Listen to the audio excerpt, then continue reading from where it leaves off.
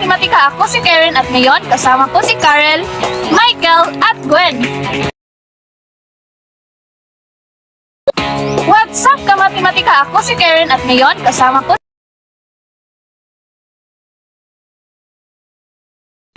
What's up ka Matematika, ako si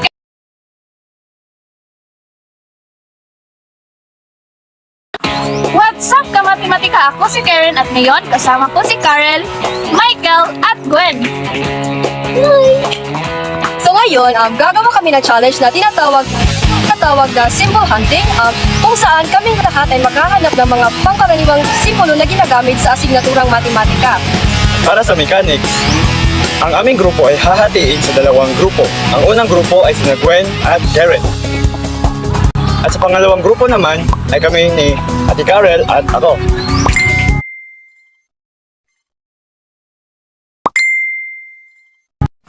What's up ka Matematika, ako si Karen at ngayon kasama ko si Karel, Michael at Gwen. So ngayon, gagawa kami ng challenge na tinatawag na symbol hunting, kung saan kami lahat ay maghahanap ng mga pangkaraniwang simbolo na ginagamit sa asignaturang matematika. Para sa mechanics, ang aming grupo ay hahatiin sa dalawang grupo. Ang unang grupo ay sina Gwen at Karen. At sa pangalawang grupo naman ay kami ni Ate Karel at ako.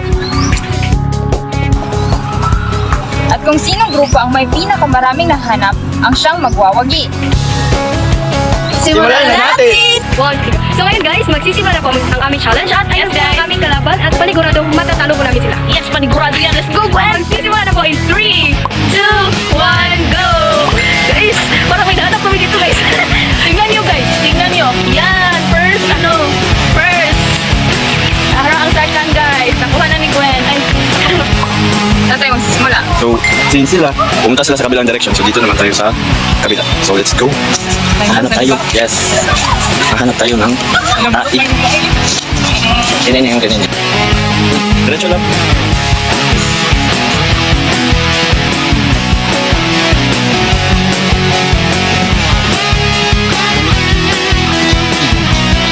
Hello. Oh, ano?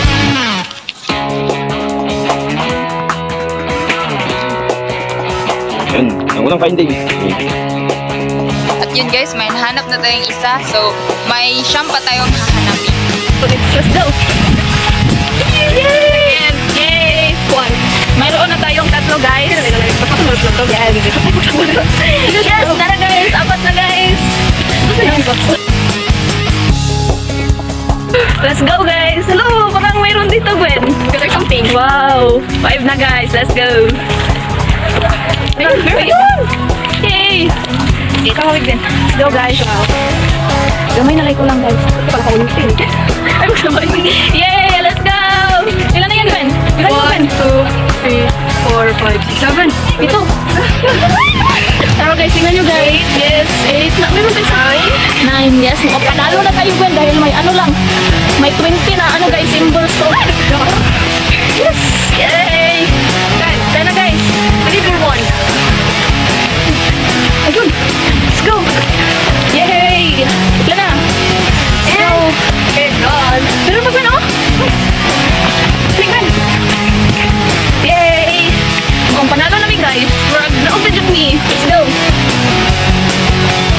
And yes! Panalo kami. Panalo kami. Yes!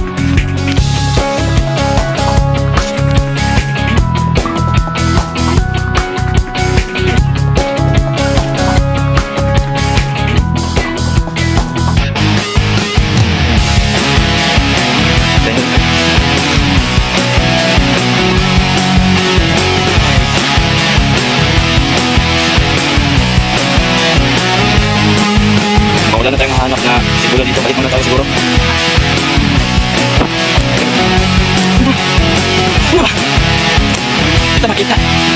Muna makita na sa lagi ni. Yes. Matapos na pala guys.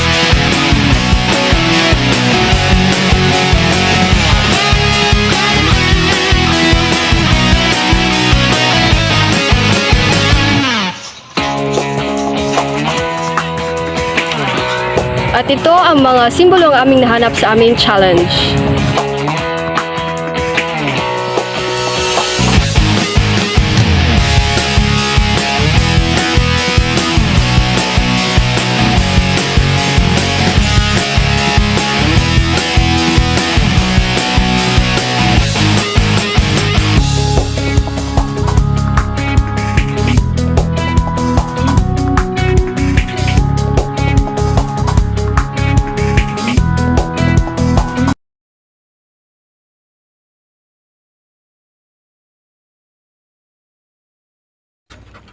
Ngayon ay natapos na namin ang challenge at nahanap na ang mga simbolong ginagamit sa asignaturang matematika.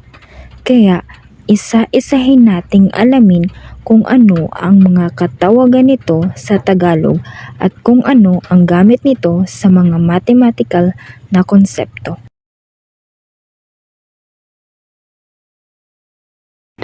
Tinawag itong rolligate dahil walang katapusan ang bilang ng mga decimal na punto nito. Hango ito sa salitang ruleta at ligid. Ang pi ay isang matematikang konstante na kumakatawan sa ratio ng circumference ng isang bilog sa kanyang diameter. Ang halaga nito ay humigit kumulang 3.14159 at ito ay isang irrational number na nangangahulugang hindi ito maaaring isulat bilang isang simpleng fraction.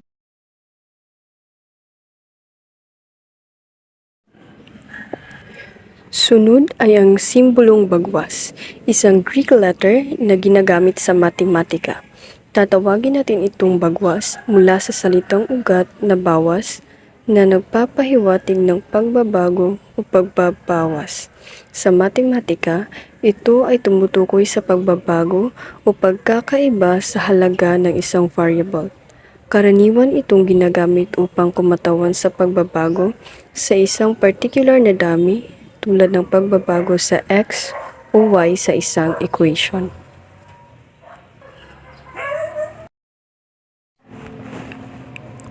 Sunod naman ay ang simbolong null set na tatawagin nating salungsoy sa terminong Tagalog. Ang salung sa Tagalog ay tumutukoy sa wala o kawalan at ang soy naman ay nagpapahiwatig ng isang maliit o payak na unit. Ang pagsasama ng dalawang bahagi ay nagbibigay ng pagkahulugang isang hanay na walang laman o wala. Sa matematika, ito ay mahalaga dahil ito ay nagsisilbing batayan para sa iba pang mga set o pangkat at mga operasyon sa set theory o teorya ng mga pangkat.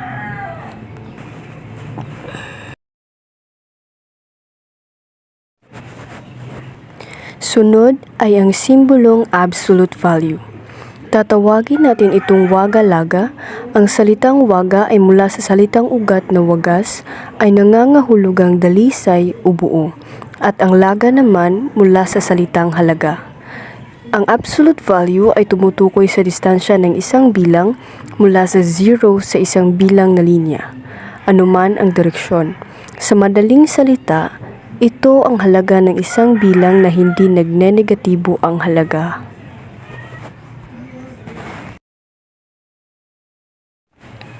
Sunod ay ang terminong dagup, ang Tagalog na katawagan ng summation.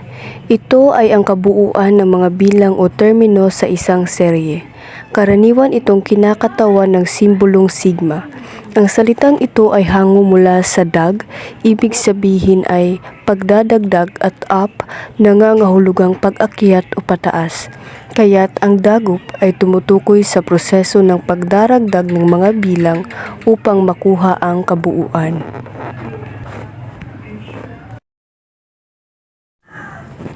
Sunod ay ang terminong factoring, Tagalog na katawagan ng simbolong factorial, ay tumutukoy sa produkto ng lahat ng positibong integer mula 1 hanggang sa isang particular na bilang. Ang terminong ito ay mula sa salitang ugat na faktor na binuo mula sa salitang factor, isang mahalagang konsepto ng factorial, at ing na nagpapakita ng proseso. Sa ganitong paraan, ang factoring ay maaaring magpahiwatig ng proseso ng pagkuha ng produkto ng lahat ng positibong integer na bahagi ng operasyon ng factorial. Sunod naman ay ang simbolong square root na tatawagin nating parisukat ugat. Ang parisukat ugat ay isang matematikang operasyon na kumukuha ng isang numero na kapag pinarisukat ay nagbabalik sa orihinal na halaga. Halimbawa, ang ugat na parisukat ng 9 ay 3 dahil 3 times 3 ay 9. Sunod naman ay ang simbolong union na tatawagin natin sa terminong Tagalog na pagpipisan. Ang pagpipisan ng dalawang ibinigay na set ay ang set na naglalaman ng lahat ng mga elemento na nasa isa o parehong set. Halimbawa, kung ang set A ay naglalaman ng mga numerong 4, 7, 9, 3 at 10, at ang set B ay naglalaman ng mga numerong 1, 4, 10, 11, at 20. Ang pagsasama ng set A at B ay sinusulat bilang A, pagpipisan B ay nagre-resulta ng itinakda. Ang A pagpipisan B ay naglalaman ng mga numerong 1, 3, 4, 7, 9, 10, 11, at 20.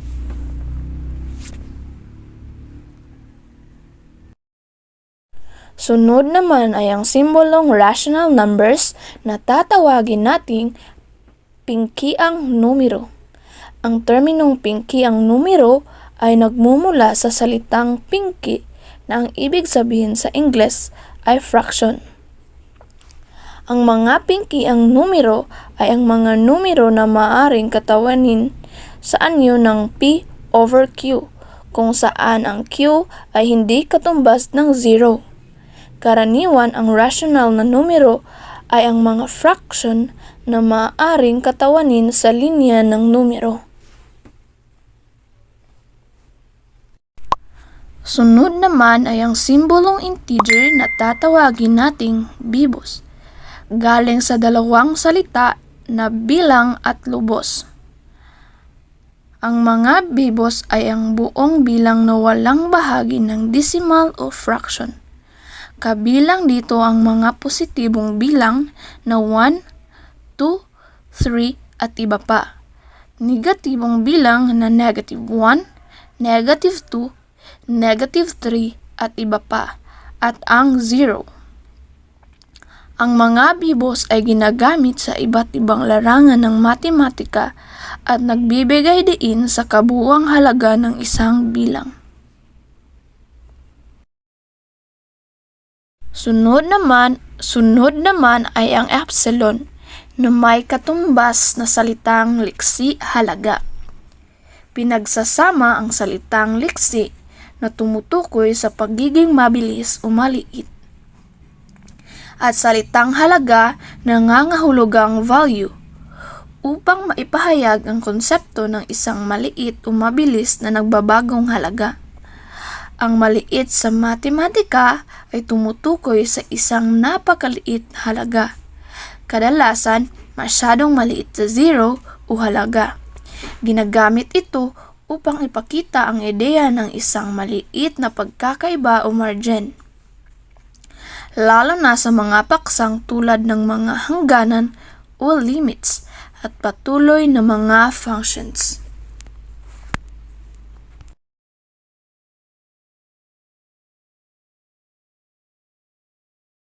Sunod naman ay ang simbolong imaginary numbers na tatawagin natin sa terminong Tagalog na likhang numero. Ang mga likhang numero ay ang mga numero na nagre-resulta sa negatibong numero na kapag nakaparisukat ugat. Tinukoy din ang mga ito bilang parisukat ugat ng mga negatibong numero. Ang isang haka-haka na numero ay ang produkto ng isang hindi zero na tunay na numero at ang haka-haka na unit na ay nagkilala rin bilang iota, kung saan ang I ay equal sa parisukat-ugat ng numerong -1 o ang I2 na equal sa numerong -1. Pasahat. Ito ay pinag-isang para sa lahat.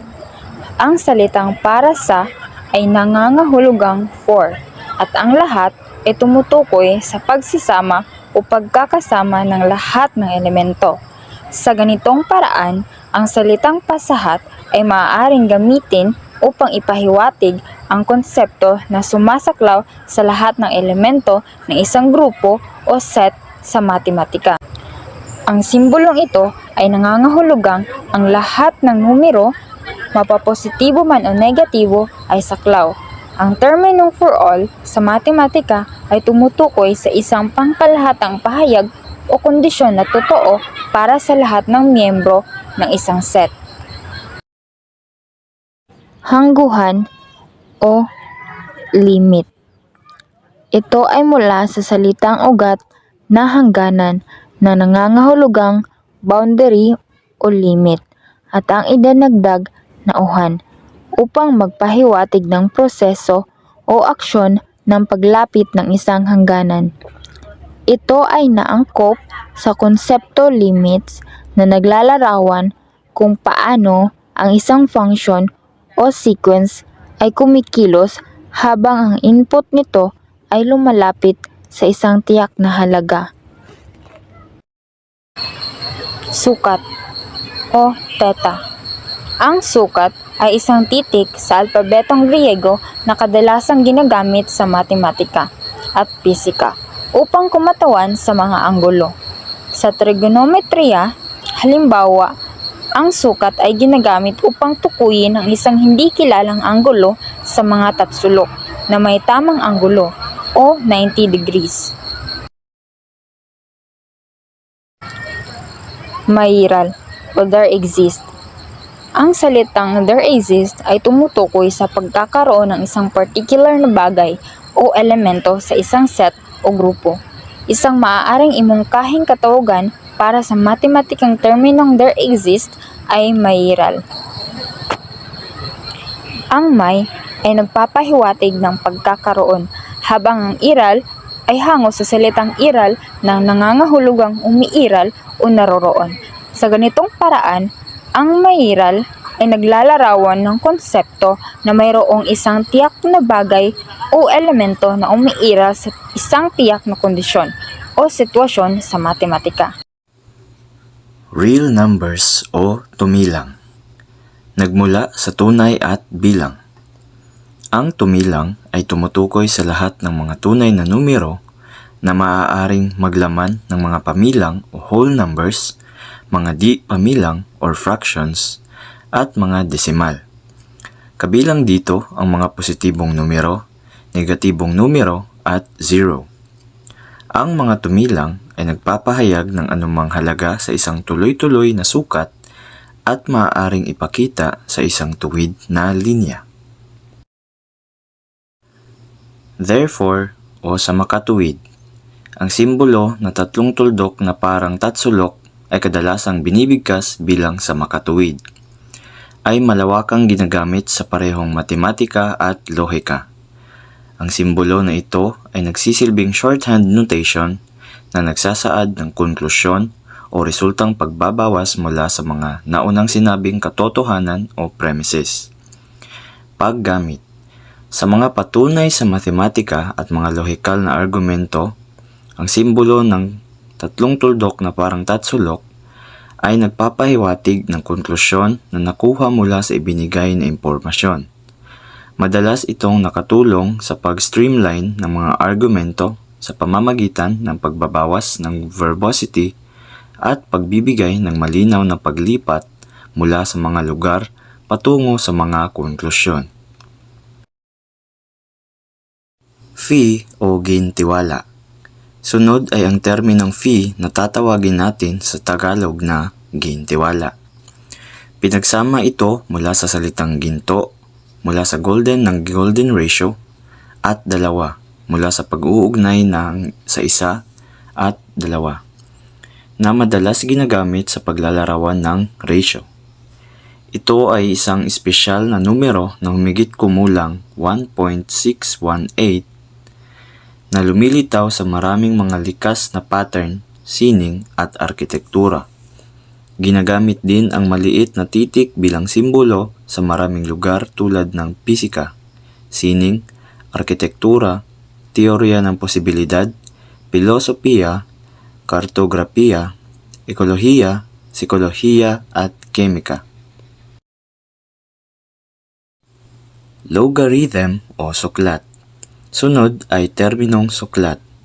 Ang suklat ay nagmula sa salitang ugat na sukat, na maaaring magpahiwatig ng pagkwenta o pagsukat ng mga exponent sa isang base.